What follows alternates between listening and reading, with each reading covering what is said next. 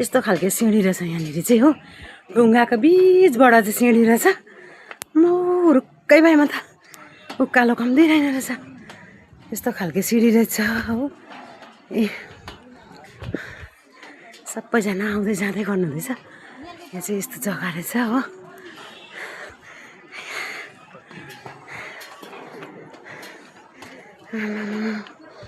उकालोमा चाहिँ हत्तु नै भयो।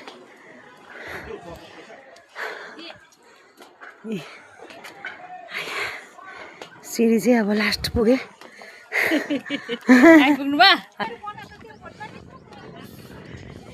ए सिँढीमा चढ्नु रहेछ हो।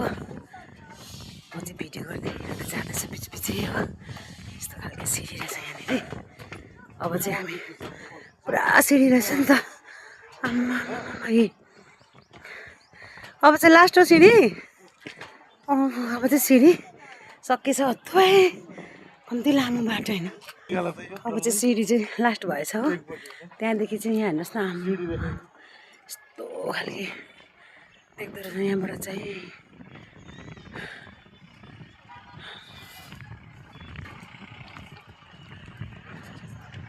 के दामी देख्दो रहेछ है यहाँबाट। अब पो देख्नुहोस् त जी जटाइ त छेउमा देखिरहेको रहेछ है।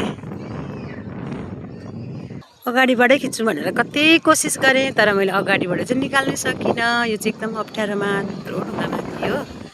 घुमी खिच्दा पनि अगाडिबाट चाहिँ निकाल्नै सकिनँ।